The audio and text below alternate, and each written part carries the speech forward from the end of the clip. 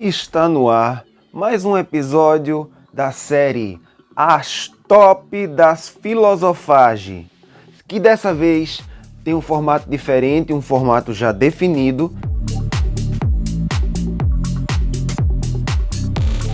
E esse formato será o seguinte: cada capítulo, cada próximo capítulo depois desse, será um trecho de um dos vídeos, assim, dos melhores vídeos antigos do Filosofia de Tudo. E se você não é inscrito no canal, não conhece o maior filosofagem influencer desde a última era glacial, clica no pitoco de se inscrever, clica no pitoco de balançar o badalo para receber as notificações e, como sempre, evidentemente, clique no pitoco abaixo porque tem sempre um balaio de livro.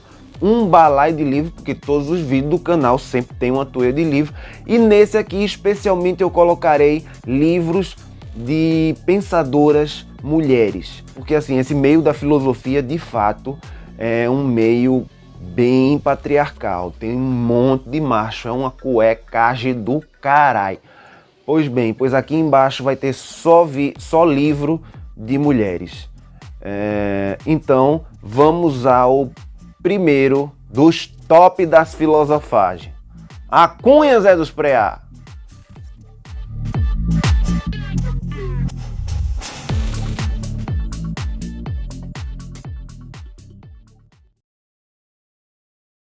Monte de livro na descrição. O livro sobre o cérebro. Não podia parar, tem que ter um lado C. Um lado C é o lado C, né? Tem que ter. Todo lado A tem um lado B, todo lado B tem um lado C. Já estamos com um triângulo, daqui a pouco criaremos um quadrado. Será? Ou um cubo?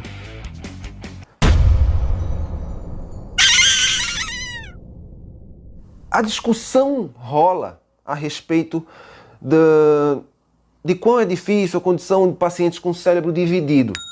Né? Isso foi o capítulo primeiro, o episódio primeiro sobre o cérebro. Falou sobre a questão do cérebro dividido, que um lado quer uma coisa e o outro lado quer outra coisa. E o interessante dessa questão do lado dividido, que faltou eu dizer, é o seguinte: é que um fala e tem o domínio da fala. E ele quer comandar, ele fala, ele tem a eloquência. Mesmo que a coisa não seja lógica, ele vai tentar criar uma lógica e explicar isso racionalmente, enquanto o outro lado convive bem com as artes, com o caos e enfim. Mas será que ele também não tem nota de rodapé? O lado que convive bem com o caos e a arte e é o lado que, enfim, tem mais criatividade, é o lado direito. O lado esquerdo é o lado da fala e o lado das articulações, da lógica, que tenta transformar tudo em lógica e tenta fazer de tudo narrativa. Tem essa singularidade e aí vieram as perguntas, né? O doutor Gazianzag não sei o que, tal, tá no livro, né, de Caco Michio, que eu já falei. Ele fala nesse doutor, né? É Michio Caco, boi tabaco! Michio Caco! Acredita que isso dá uma falsa ideia de que somos unificados e inteiros. E aí entra a filosofia. E aí você vai perguntar: somos muitos? Quantos? Números realmente respondem? Isso é um grande problema, é uma questão. Números realmente respondem? Ele chama o lado esquerdo do cérebro de intérprete, né? O lado esquerdo do cérebro, ele é um intérprete. E aí, numa discussão do cérebro, ele em relação à divisão,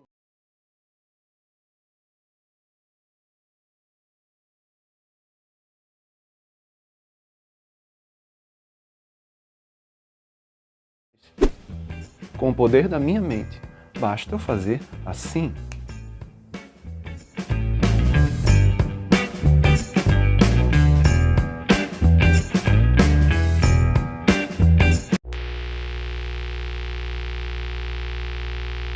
Preparado para entrar na toca do coelho?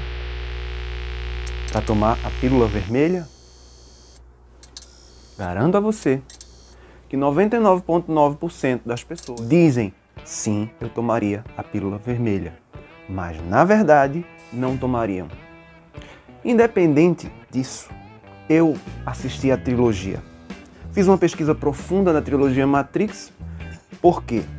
Porque é muito comum observarmos nos cursos de filosofia e em palestras sobre filosofia. E na verdade a intenção desse filosofia das coisas, desse programa de hoje, na verdade não é falar sobre Matrix, é as questões suscitadas pelo filme. À medida que eu vou assistindo, à medida que você vai assistindo, eu com os conhecimentos prévios que eu adquiri, você com os seus conhecimentos prévios, ou seja, cada um irá observar detalhes distintos, muito embora semelhantes. E o arquétipo da caverna, ele está presente porque ele é forte. Porque o cristianismo absorveu o arquétipo platônico, o platonismo. Enfim, houve um sincretismo de várias doutrinas e pensamentos. Naquela época, tanto no período antigo como no clássico, como no helenístico, a filosofia e a ciência, elas não se separavam. A matemática, a filosofia e tal, era um campo só de conhecimento. Foi a partir de Platão que o homem e as ideias começaram a ser exploradas com mais profundidade, em vez de apenas a physis, ou seja, a física. Mas o que eu quero dizer é que no caso de Matrix do filme, se agrega ao filme um código binário e muita ação. Definição número 1, minha, basicamente, sobre o filme, é que é um filme binário e não quântico, apesar de tratar de algumas propriedades quânticas, como a dualidade onda-partícula. Mas ele não trata da questão do espaço-tempo como a física quântica observa, até porque tornaria o filme complexo demais para ser entendido e ele não poderia ter a ação que tem se ele não levasse em consideração uma temporalidade de certa forma linear, embora ele tente sair dessa linearidade em alguns momentos. Quem o faz muito bem, criando um conceito chamado hipercubo, que seria... Imagine um cubo, certo? Nós observamos 3 dimensões, não observamos 4 dimensões, nós observamos 3. O tempo é a 4ª dimensão. Nós observamos no tempo. Ou seja, nós sabemos já que a equação não considera apenas tempo, e sim espaço-tempo. Por isso diz espaço-tempo. Nunca se diz só espaço ou só tempo. Esse hipercubo seria, na verdade, um hiperespaço-tempo, onde o tempo faria parte.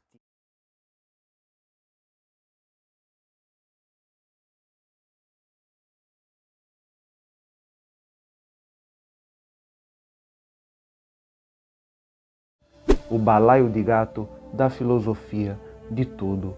Falando em filosofia ocidental e filosofia oriental, o básico do básico do básico é o seguinte, na diferença. Número 1. A filosofia ocidental, a partir dos gregos, porque a gente não pode considerar, por exemplo, os mitos, porque tem um mito. Mito é um tipo de conhecimento. Não é? É porque mito tem arquétipo. Jung, que foi discípulo, né, de Freud, e bebeu dessa fonte oriental, na questão principalmente dos mitos, no mundo inteiro, a questão dos arquétipos universais.